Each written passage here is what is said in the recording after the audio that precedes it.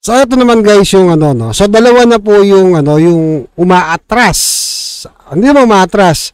Parang nagsasabi sila na alam niyo yun, parang sinabi nila independent kami.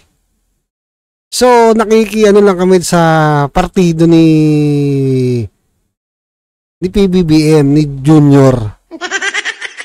Hindi kami regular na ano. Diba? Parang guest candidate. Yun, kumbaga.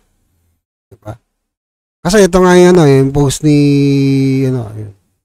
Senator Lacson. Diba? Former Senator Lacson. Ayan.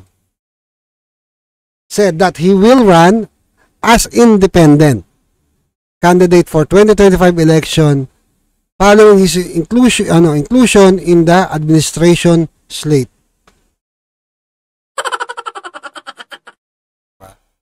So, ibig sabihin, hindi sila yung pinaka parang ano ng ano nila, di ba? Independent nga daw eh.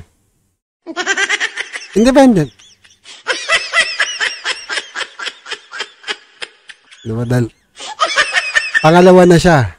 Di ba? Na ano. Pero actually, wala namang ano kasi alam niyo naman si Senator Lacson kilala na ho yan eh. Para sa akin no, di ba? Diba? Kilala na siya, lumaban na siya noong nakaraan eh, presidential pa nga eh. Tapos tinawag niya si PBBM, diba? Pati si Pacquiao, diba? Tinawag nila, never again.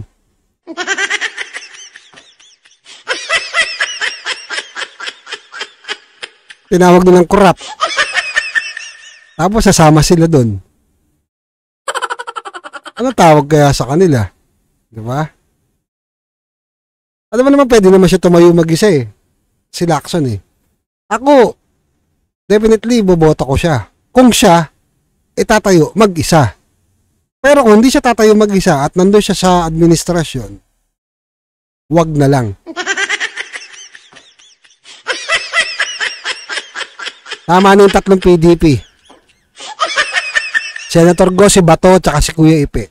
No, si Philip Salvador. Tama na yung tatlo. Diba? Si Kuya Ipe.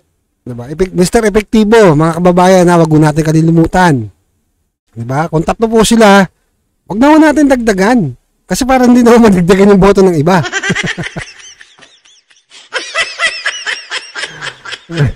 Tatlo na lang. Ako, tatlo na iboboto ko. Tama na yun. Kung tatakbo si Doc Willie, okay yun. Diba? Dadagdag ko, pang-apat. Ngayon, kung tatakbo si Marcoleta, talagay ko si Marcoleta. O, di 5 na. 7 na lang. O, depende na lang kung madadagdagan pa. Pero malamang mababakante iba.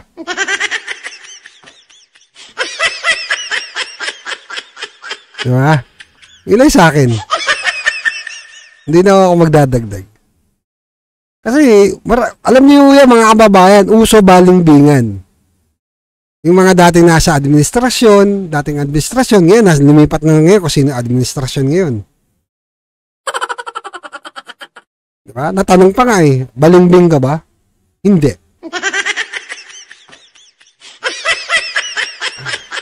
At panoorin na natin yung video. Ni Tolentino, ni Senator Tolentino. Bang balimbing ka? Hindi po. Bakit mo nasabi yun, sir? Ano po? Ba't nyo nasabi yun, sir? Dati po tumakbo kayo sa ilalim... Nung tumakbo po ako dati, independent po ako. Independent naman pala, Karen Davila eh, di ba? Ito, luma na itong video to, nakarampa. Pero makikita nyo noon, kasama siya ni Pinoy, then nawala si Pinoy, sumama siya kay PRRD. Ngayon, sumama naman siya kay BBBM. Hindi siya balingbing. Hindi. Independent. Independent nga. Ulit nyo. Kahit tingnan nyo po yung kona ko, independente po ako. Oh, di ba? Independent nga. Basta kung sino administrasyon, doon siya magdidikit. Basta independent siya.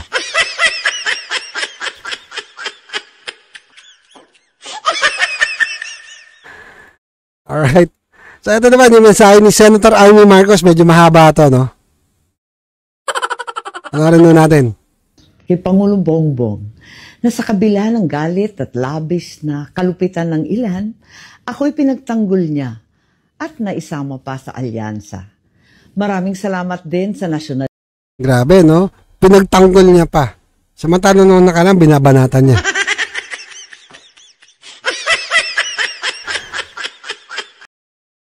Tuloy. Lista at sa aking mga kaalyadong patuloy ang pagtangkilik sa akin. Naway manatili ang tiwala ninyo. 35 taon nang nakalipas ngayong araw mula nung pumanaw ang ama ko. Ngunit buhay na buhay ang mga aral niya sa aking puso. May sinang pala to. Kaya bilang panganay niya, pinipili kong manindigan ng malayat matatag tulad niya na wala nang dapat kampihan kundi ang sambayan ng Pilipino. Hindi madaling tumayong mag-isa sa kampanya at sa politika. Ngunit Totoo naman yun. Hindi madaling tumayo mag-isa sa kampanya. Pero nagagawa ni Inday Sara ngayon. Kahit hindi siya nakakampanya. Kaliwat kanan ng bumabanat. Hindi pa nga nakakampanya for 2028. Di ba? Dahil malayo pa pero kaliwat kanan na gusto magpabagsak. Alam mo, bilib sana ako dito kay Amy Marcos Diba? Sila yung lumapit noon kay Inday Sara. Sila yung lumapit noon kay Inday Sara para maging partner ni PBBM. Baga maging vice president. Ba? Nung nililigawan si Inday Sara, ang nangyari ngayon, ito. Diba? Nakakuha na nila yung gusto nila. Ngayong nakakuha na nila yung gusto nila, iniitsapwera na nila.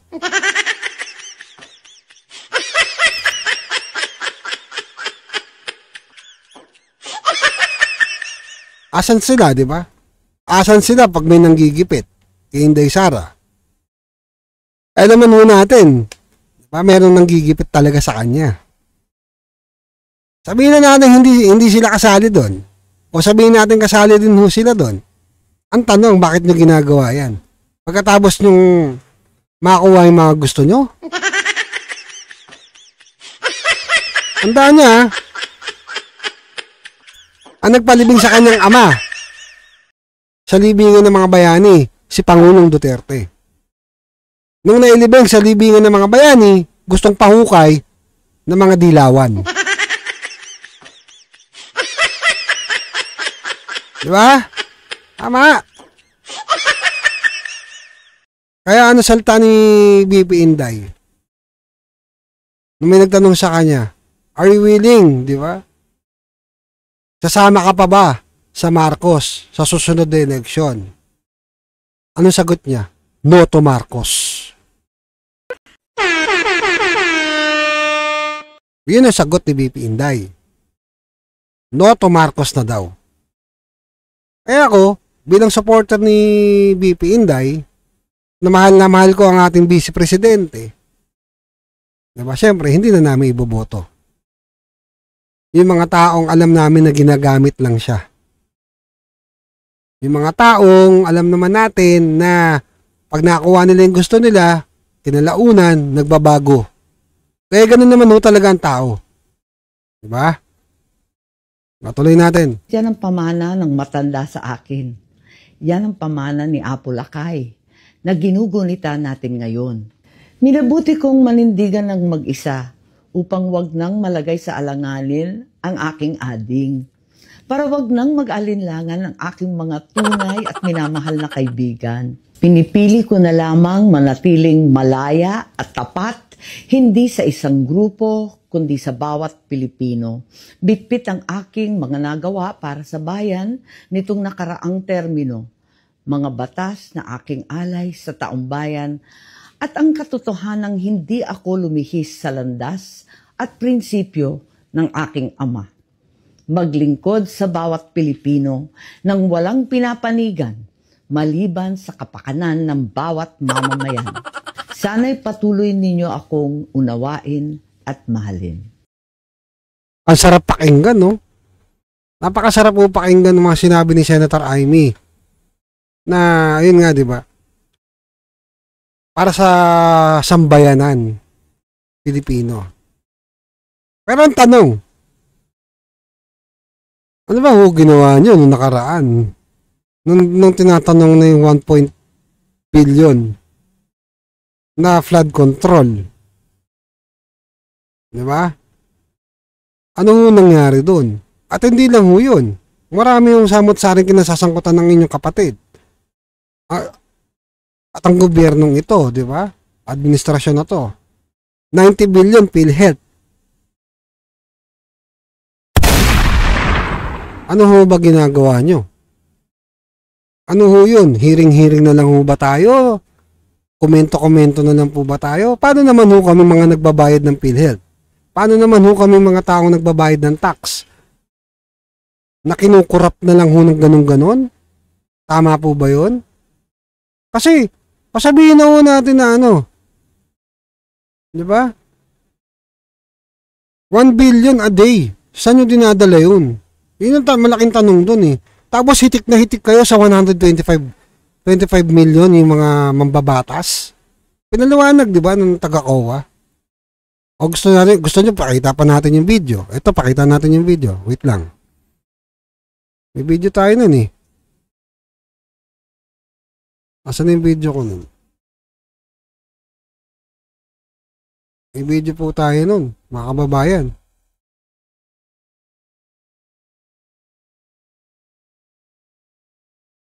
May video ho tayo nun. Diba? Hanap po sila ng hanap dun sa confidential funds. Yan. Ano? Meron po siguro kayong breakdown ng expenditure of the confidential funds. Meron po ba kayo? Mr. Chair, meron po sa accomplishment report. Yes, and yung breakdown po ng expenditure ng 125 million, nasa inyo po sigurado yun. Tama rin po.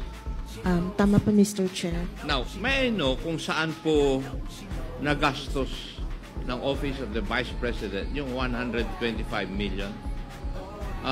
Was it spent in accordance with the rules, regulations, and protocol on the expenditure or on the use of confidential funds? Nasunod po ba yun?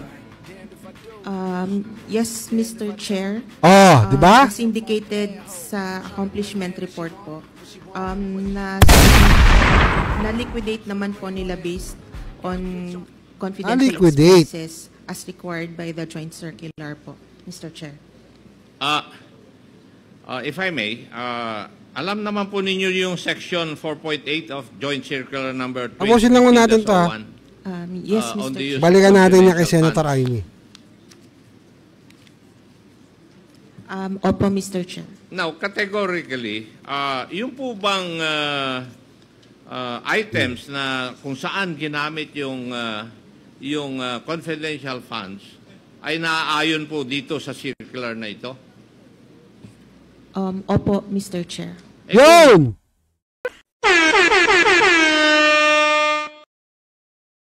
Nakita niyo na? Yun, di ba? Kung naaayon sa circular na ito, bakit kayo nag-issue ng notice of disallowance? Mr. Chair, as to yung first finding, meron po kasing specific requirement ang joint circular na document na hindi po nila na-submit or nag-submit sila pero hindi po sufficient siya to answer the requirement of the joint circular, Mr. Chair. Di ba? Yun, meron ng video niya naka-upload sa ating Facebook, no? Pwede nyo panoorin yung video na yan. At sa ating YouTube, naka-upload din po yan. Yung 125 million na sinagot ng COA, no? Sabay tayo doon, di ba? Ito ho ba pinagtanggol, di ba? Na sinasabing kaibigan ni BP Inday. Diba? Hanggang ngayon ho, naghahanap po sila ng maibubutas para ma-impeach ang isang BP Inday Sara. Tama, naghahanap po sila ng butas eh. So hindi din naman kung mapapansin niyo yung mga nakarang hearing ni BP Inday noon sa Senado, sa Congress, sa House, di ba? Puro sila sa pool. Hindi, sunog lahat sa bawat sagot ni BP Inday. Lahat sila nasusopla.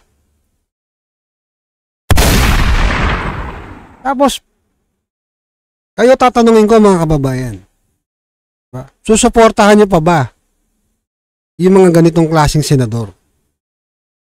Magmula kay BP Inday nung huling-huli, diba, nung last election, nung mga humingi ng tulong sa kanya para i-endorso niya, humingi ng tulong sa kanya para manalo, tapos eto sila ngayon, asan sila? At hindi lang yan. May mga senador din at congressman na dating malapit noon sa kanyang ama na sobra subipsip,